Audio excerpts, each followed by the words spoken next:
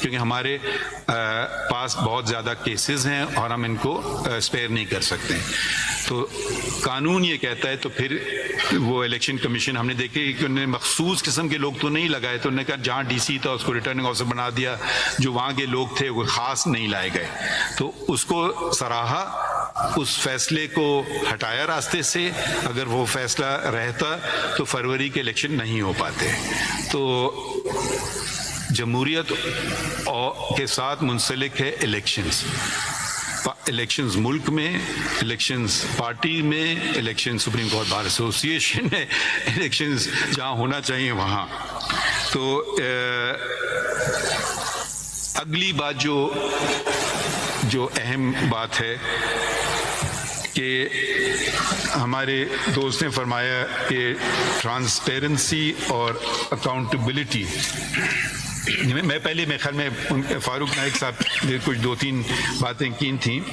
ایک تو انہوں نے منیر بھٹی کیس کے فیصلے کی بات کی, مگر فاروق نائک صاحب نے یہ نہیں بتایا کہ میں مائنورٹی میں تھا اور میں شاید وہ جو آرا دی گئی تھی اس سے اتفاق نہیں کرتا تھا منیر بھٹی کیس کے. فاروق نائک صاحب نے مزید یہ فرمایا کہ 184(3) کا جو استعمال کیا جا رہا ہے, جس کو جو از خود سپریم کورٹ نوٹس لیتی ہے, تو یہ کسی پیمانے کے تحت ہونا چاہیے. میں اس سے 100% اسی پہ ان سے اگری کرتا ہوں. اس لیے نہیں کہ وہ کہہ رہے ہیں, اس لیے کیونکہ آئین کہتا ہے. آئین 2 باتیں کہتا ہے کہ پبلک امپورٹنس کہ اہم ہو پبلک کے لیے, اور دوسرا یہ ہو کہ وہ اس کا تعلق ہو بنیادی حقوق کو انفورس کرنے کا.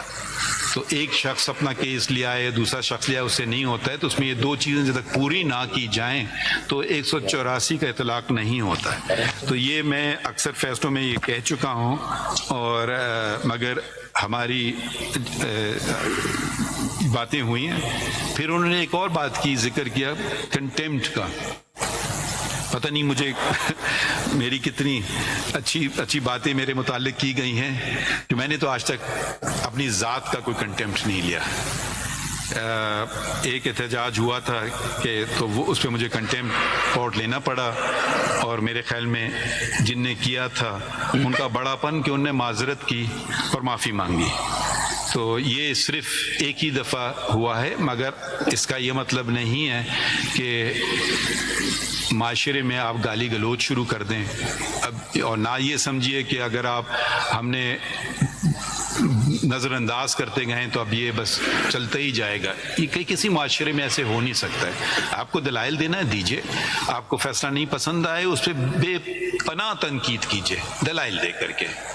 گالی گلوچ دے کر کے آپ اچھے نہیں لگیں گے. ہم چھوڑ دیجئے, بچپن میں تو ہمیں جب ہم شکایت کرتے تھے گالی تو نہیں دیتے تھے, کچھ برا بھی کہہ دیتے تھے کہ ایک دوسرے کو, تو بھاگتے ہوئے جاتے تھے والدہ کے پاس, تو کہتے تھے جو کہتا ہے وہی ہوتا ہے. تو اس پہ ذاتی طور پر میں نے عمل کیا ہے اپنی والدہ کے اس سبق پہ, باقی چیزیں. مگر جب ایک انسٹیٹیوشن کی بات آ جاتی ہے تو اس کو نظر انداز بھی نہیں کرنا چاہیے. اور فری اسپیچ میں ہمیں پورا یقین ہے. جو انہوں نے کہی ہے کبھی ہم نے اس پہ قدغن نہیں لگائی ہے. مجھے تو میرا بلکہ اس کی جب لگانے کرنے کی کوشش بھی کی جا رہی ہے اس کو بھی روکا گیا ہے. اور فاروق نائک صاحب کی یہ بات بھی درست ہے کہ پارلیمان قانون بناتی ہے اور ہمارا کام ہے قانون کی تشریح کریں. جہاں ضرورت ہے, جہاں واضح ہے تو وہ واضح ہے, اور اگر وہ قانون ہم سمجھیں کہ وہ بنیادی حقوق کے برعکس ہے, کوئی آئین کی شک کے برعکس ہے, تو اس کو پھر ہمارا یہ فرض ہے کہ اس کو ہم اسٹرائک ڈاؤن بھی کریں. تو آگے بڑھتے ہیں. اپنے اکاؤنٹیبلٹی اور ٹرانسپیرنسی کی بات کی گئی ہے شہزاد شفقت صاحب نے, یعنی کہ شفافیت اور احتساب کی. آپ دوسروں سے مانگیے شفافیت اور دوسروں کا کریں احتساب, اور اپنا اور خود کا نہ کریں, تو بات میں کچھ وزن نہیں ہوتی ہے اور آپ کے فیصلوں کی قدر بھی نہیں کی جاتی ہے.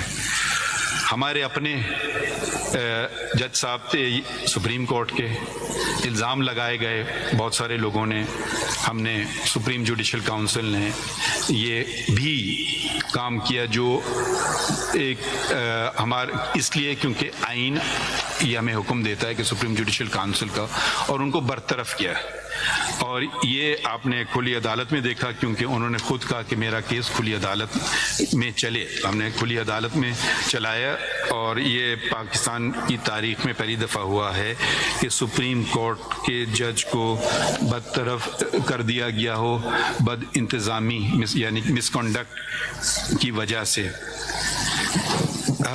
غلطیوں کی بات ہوئی ہے، میں تو ہمیشہ دعا گو رہتا ہوں کہ اللہ تعالیٰ مجھ سے غلطی نہ ہونے دیں، مگر پھر بھی غلطیاں ہوتی ہیں، اور اس عدالت نے بھی غلطیاں کی ہیں، اور جب تک ہم اس کا اعتراف نہیں کریں تو درست سمت کی طرف ہم گامزن نہیں ہو سکتے ہیں۔